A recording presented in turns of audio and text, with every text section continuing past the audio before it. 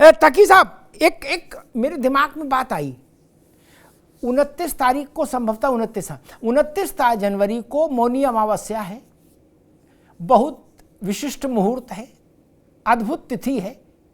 क्या सब लोग प्लान बना लो और जमुना जी में कूद पड़ो, छपाक होगा, देखा जाएगा, बाद में इलाज हो जाएगा, कम से कम मैसेज तो जाए, और एक एक घूंट पानी पी के फोटो खिंचा लो। नहीं,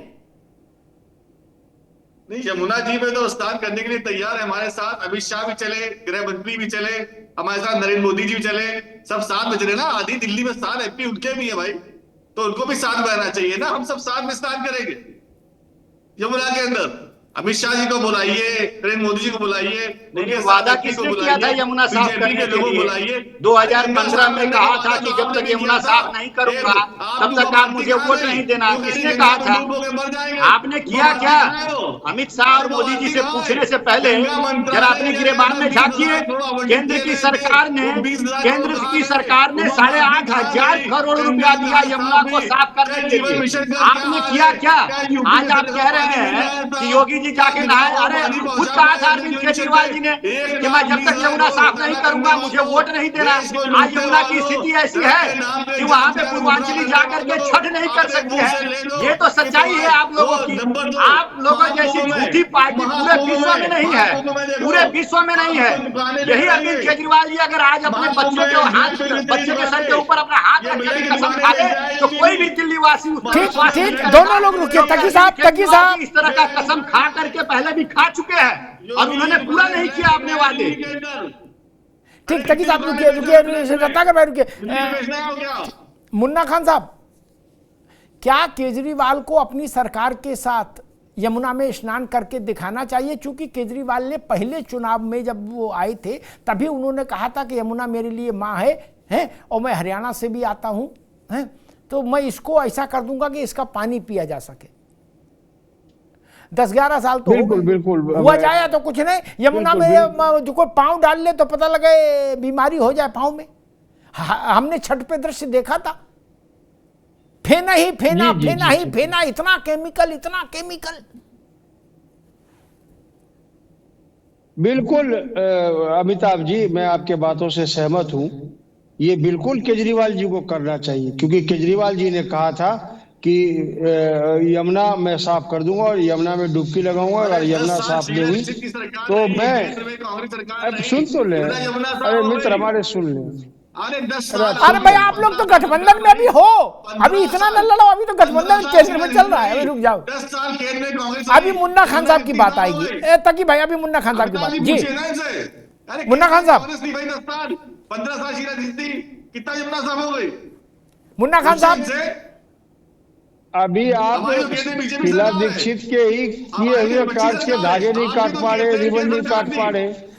कुछ काम किया हो दिल्ली में तो आप बताएं। सुन तो ले मित्र हमारे, यूपी में अरे मित्र हमारे सुन ले। दिल्ली में मोदी जी कितनी गंगा साफ हो गई? इस तरीके की डिबेट होगी, आप सुन तो ले। 1 मिनट तकी साहब, ऐसे नहीं, अभी रुकना होगा। मुन्ना खान साहब की बात आ जाए, वो आपके पार्टनर हैं अभी केंद्र में, तो गठबंधन है ही। तकी भाई सुन ले। देखिए, एक को माँ गंगा ने बुलाया था और दूसरे को माँ जमुना ने बुलाया, और दोनों नटवर लाल ने एक दिल्ली लूटने का काम किया, दूसरा देश लूट रहा, और दोनों से साफ नहीं बने। 88,000 करोड़ रुपया जो बजट दिया गया गंगा सफाई का, उसका पता नहीं लगा। उसी नेता के साथ सरकार बना ली, उसके साथ आपने इंडिया गठबंधन बना लिया। उसी नेता के साथ आपने दिल्ली का लोकसभा का चुनाव लड़ लिया, उसी के साथ आपने हाथ मिला के ऐसे कर लिए। वो फर्जी वाले, आपके ऊपर देशद्रोही का मुकदमा लग जाएगा। उसी नेता के खिलाफ गलत शब्द बोल रहे हैं जो आपका जिसके चरण चुंबन कर रहे थे। पूरी कांग्रेस पार्टी केजरीवाल की शिकस्त करी थी। लोकसभा चुनावों में आपने केजरीवाल का सपोर्ट किया हर जगह। जब केजरीवाल जीत गया क्या बोलता, अन्याय हो रहा है, सही हो रही है, क्या हो रहा है? आप बोलते थे केजरीवाल निर्दोष है। जाके मोदी जी ने संसद में बोला था कि चेंज किया कांग्रेस ने, सजा दी, जमानत दी ज्यादा तरीके से। अगर विकास की बात हो तो वो देश हित में नहीं हुआ। केजरीवाल फर्जी वाले, केजरीवाल के बारे में गलत शब्द मत बोलिए। वो मुख्यमंत्री रहे दिल्ली के, वो दिल्ली के सम्मानित मुख्यमंत्री हैं। आपने कैसे और उस मोदी का नाम बार ले लिया? आप भी पार्टी में सत्ता में शामिल थे। जब पहली बार केजरीवाल ने सरकार बनाई, आप शामिल थे कि नहीं थे शामिल? जब शामिल थे तो क्यों मुंह चुरा रहे हो भाई?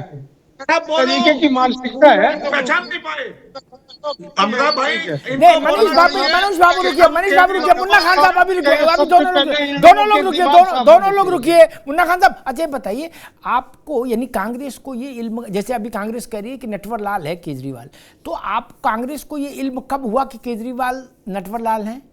ये तो पता लगे, मतलब कौन सी तारीख को ये इल्म हुआ? कट ऑफ डेट बता दो कि उस डेट तक ठीक थे, उसके बाद नटवर लाल हो गए, हम अलग हो गए। नहीं, राजनीति में डेट का मतलब नहीं होता। मैनिफेस्टो के आधार पर अगर आपने काम पूरा नहीं किया, मैनिफेस्टो नहीं तो मैं जो यो कह रहा हूं ना, केजरीवाल नटवर लाल है आज आप कह रहे हो, मैं समझना चाह रहा हूं आपको ये जैसे भगवान बुद्ध को वृक्ष के नीचे ज्ञान प्राप्त हुआ था, तो आपको ये कब पता लगा कि केजरीवाल नटवर लाल है? आप तो अमिताभ जी नाइंसाफी वाली बात कर रहे हो। मैं केजरीवाल को नटवर लाल बोल रहा हूँ तो बड़े नटवर लाल को भी नटवर लाल बोल रहा हूँ। नहीं, वो आपके विरोधी हैं। एक मिनट, नाइंसाफी नहीं, आप ट्रैक बदल रहे। मैंने क्या कहा, मोदी के से आपकी कभी अलायंस नहीं रहा। अरे रुक जाओ भाई, मोदी से तो आपका अलायंस नहीं रहा। केजरीवाल के सम्मान, जेल में से केजरीवाल जल्दी छूटे, शराब घोटाला में जब जेल में गए, इसके लिए दिल्ली में रैली हुई, उसमें कांग्रेस के बड़े बड़े ने, गांधी परिवार के लोग गए, कहा केजरीवाल जी ये भगत सिंह के बाद वही हैं असली, चंद्रशेखर आजाद और भगत सिंह के बाद, बाकी अशफाक उल्ला वगैरह भी पीछे हो गए।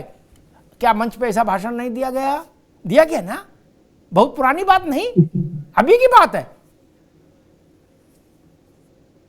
बताया ना, जिस दिन केजरीवाल को जमानत मिली, कांग्रेस पार्टी ने अपने ऑफिशियल हैंडल से कहा कि केजरीवाल जी की रिहाई न्याय की जीत है, सत्य की जीत है। तो मैं वही निवेदन कर रहा था कि आपको किस तारीख को ये अंदाज हुआ कि ये नटवर लाल है। फिर मैं तकी साहब से भी पूछूंगा कि उनको, केजरीवाल को कब पता लगा कि कांग्रेस और भाजपा पर्दे की ओट में इलू इलू कर रहे हैं, उनसे भी पूछूंगा। जी मुन्ना खान साहब। जी देखिए, मैं ये कहना चाहता हूँ कि अरविंद केजरीवाल जी के लिए कांग्रेस पार्टी ने कहा था, लेकिन जो हम कांग्रेस पार्टी का एप्लीकेशन था, जो उन्होंने 22 अगस्त 2022 को जो दिल्ली के पूर्व जुझारू अध्यक्ष चौधरी अनिल कुमार ने जो पत्र एलजी को लिखा था, वो मनीष सिसोदिया के शराब घोटाले का था।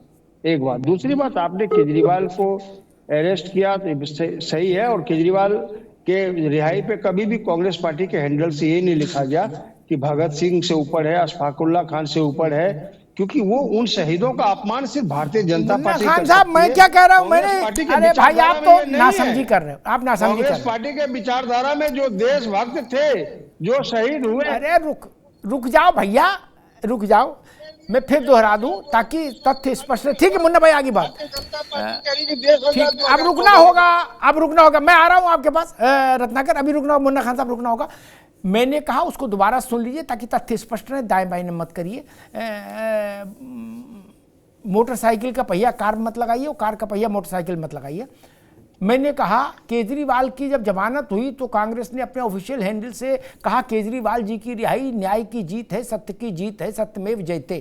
क्या मोदी की प्रतिशोध की राजनीति और पर करारा तमाचा सुप्रीम कोर्ट का, ये कांग्रेस ने खुशी जाहिर की। और जब मंच सजा था केजरीवाल की रिहाई के लिए, उसमें गांधी परिवार के लोग गए थे, तो उसमें तो भगत सिंह और अंबेडकर सबके बराबर केजरीवाल को खड़ा किया गया।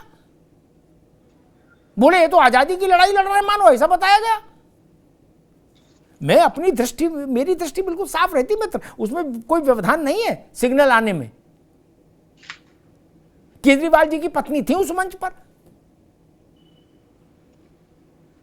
तो आप ही सब लोगों ने कहा था कि हम लोग लड़ेंगे केजरीवाल जी की रिहाई के लिए, इसीलिए मैंने पूछ लिया। खैर रत्नाकर सिंह जी, मसला वही कि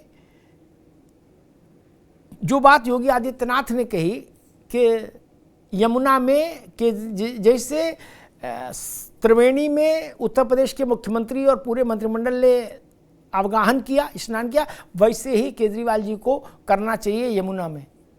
क्या भाजपा इसको चुनावी मुद्दा बनाने जा रही है? नहीं अमिताभ जी, देखिए जो योगी जी ने कहा वह एक इस तरीके से आप देख सकते हैं कि वो तुलनात्मक दृष्टिकोण से उन्होंने इस बात को कहा। अगर आप राज्य के मुख्यमंत्री हैं और आपने वादा किया है कि हाँ यमुना को साफ करेंगे और इस कदर साफ करेंगे कि आप जाके वहां पे डुबकी भी लगा सकते हैं और आप अपने वादों को पूरा नहीं कर पा रहे हैं, और हमने जो गंगा साफ करने का जो बीड़ा उठाया है, किस तरह से जो वहां पे पूरा मंत्रिमंडल जा करके और वो डुबकी लगाता है और हर हर गंगे के नारे लगाता है, ये पूरा देश देख रहा है कि हमने जो कहा है वो किया है। और वो कहने का तात्पर्य यही है कि आपने जो कहा वो बिल्कुल नहीं किया। दूसरी चीज मैं कहना चाहूंगा, मैं वो बात पे आना चाहूंगा जो अभी भी थोड़ा अधूरी रह गई है बात, जो आपने बार बार ये प्रश्न मुन्ना खान जी से पूछा कि भाई ये डेट तो बताइए कि कब वो सदाचारी से भ्रष्टाचारी हो गए, तो ये बता नहीं पाए।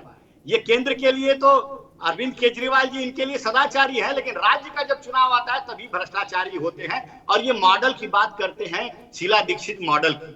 यही 6 महीना पहले जो पानी पी पी करके और शीला दीक्षित को गाली देने का काम करते थे आम आदमी पार्टी के लोग की, किस तरह से उन्होंने क्या क्या काम किया, उसके पहले भी जब गाली देने का काम करते थे, और उनके साथ वही कांग्रेस पार्टी गलबैया करती है और साथ में चुनाव लड़ती है और आज कहती है कि नहीं नहीं वो भ्रष्टाचारी हो गए, ये तो पहले ही देखना चाहिए था।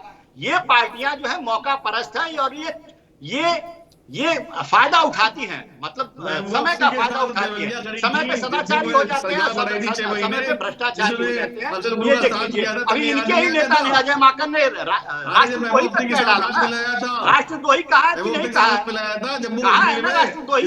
इनके ही नेता ने, कांग्रेस के नेता ने कहा आप गठबंधन तो उसी समय तोड़ देना चाहिए आपको, क्यों आप गठबंधन बना के रखते हैं भाई? वो तो धन्य हो दिल्ली की जनता का जिन्होंने इनको जिताया नहीं। अगर जिता दिए होते तो राष्ट्रद्रोही पार्टी के नेता लोग आज केंद्र में बने होते। दिल्ली की जनता यह जानती है कि किसको वोट देना है, किसको नहीं देना है। पार्टी कोई भारत के अंदर नहीं है। दूसरी चीज मैं कहना चाहूंगा अमिताभ जी, अरे जरा सुन लीजिए भाई साहब, बीच में बोलिएगा, जरा सुन लीजिए। ये वही आम आदमी पार्टी है अमिताभ जी जो नारे तो लेकर के चली थी कि स्वराज की तरफ चलो, और स्वराज से चल के ये शराब तक पहुंच गए। इनका जो है चुनावी जो झाड़ू से लेकर के और ये दारू तक पहुंच गए, और ये आम आदमी से कब खास आदमी बन गए ये दिल्ली की जनता को पता ही नहीं चला कि कट्टर ईमानदार से होकर के कट्टर। ठीक है रत्नाकर भाई, समय कम है, अब रुकना होगा, अब रुकना होगा रत्नाकर जी, अभी रुकना होगा। रत्नाकर जी को रोकिए।